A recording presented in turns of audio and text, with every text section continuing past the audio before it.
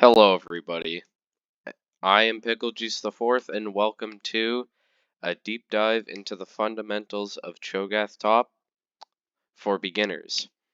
Now, obviously, there's a lot of there are a lot more details and tips and little tricks to Cho'Gath Top, but this is purely a beginner's guide to how Cho'Gath works. So, who is Cho'Gath? What is he good at? He is a frontline tank. He has great access to CC. Crowd control is what that means. You're going to be hearing that a lot. He has high amounts of AP scaling in his ability kit. He has amazing lane sustain, and he could secure objectives quite easily. And of course, there's more to that, but this is just a beginner's video, so I'm just going to leave it at that. Why should you play Cho'Gath? This is kind of just a useless slide. You should play him if you want to, but he's very easy to play with decent skill expression. He is fun to play. He is cool, in my opinion, and he has a lot of good combo potentials, such as QEW.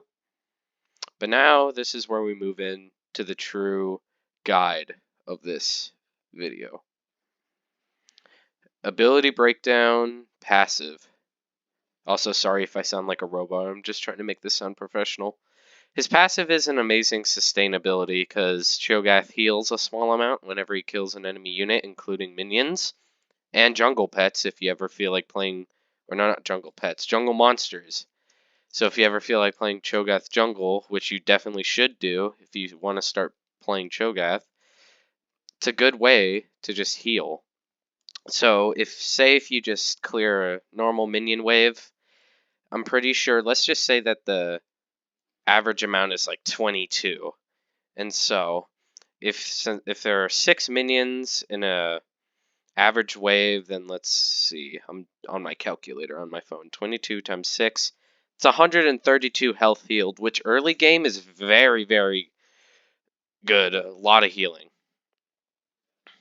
Ability breakdown, Q. His rupture ability. His Q is a great front/backline CC ability with around a 4-second cooldown in the late game. So you could spam it a lot in the late game. The ability has 100% AP scaling, which means that it does not massive, but good damage if you have at least one AP item, like Demonic Embrace.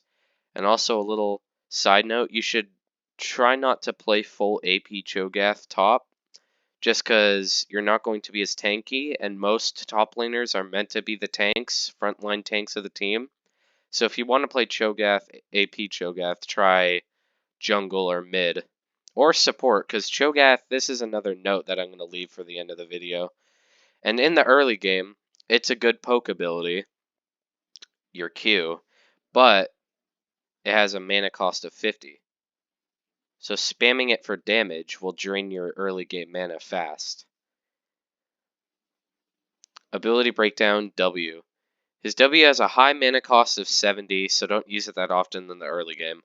Plus, it doesn't do that much damage, so it's not a good poke ability too.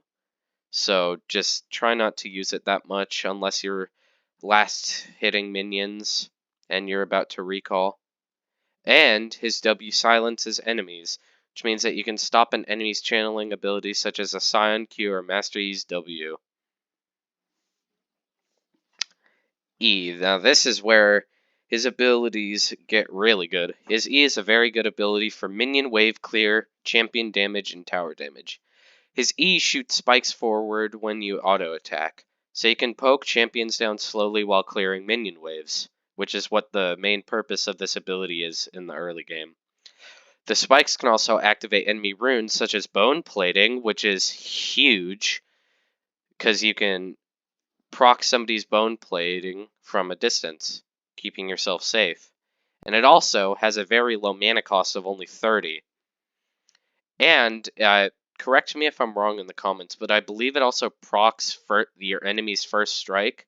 since you have to engage in enemy combat yourself to activate First Strike. So if you poke somebody down with it, then First Strike doesn't work. I believe that's how that works. And this is one thing that I did not know about when I started playing Cho'Gath, and I only learned when looking at the ability in depth, but the max health magic damage that it does scales with the amount of stacks that you have with your R ability. So try to get some early game stacks for more damage. It is also an auto attack reset. So you want to press it after auto attacking a champion or tower for more burst damage. And then ability breakdown R, your feast ability. As you can see, I put a picture of a Thanksgiving dinner on the right, as it is November, almost time for Thanksgiving, and also you eat stuff with this ability, so it's in theme. This is common knowledge, but your R is 2 sets of damage, 1 against champions and 1 against everything else, including jungle monsters, minions, meaning that you have a 1200 base damage smite. Super smite. So, if you play Cho'Gath jungle, you are automatically ahead when it comes to smiting potential, like smiting Rift Heralds or dragons. You basically can smite any enemy jungler by just using this ability. But when eating a champion or using it on a champion, only has a 300 to 650 base damage against champions, which isn't as much, but it's still a lot. And remember, all this damage is true damage, so it ignores all resistances, all armor, all magic resist. And also, the amount of bonus health that you gain when using this ability on a minion or a basic jungle monster increases with its level.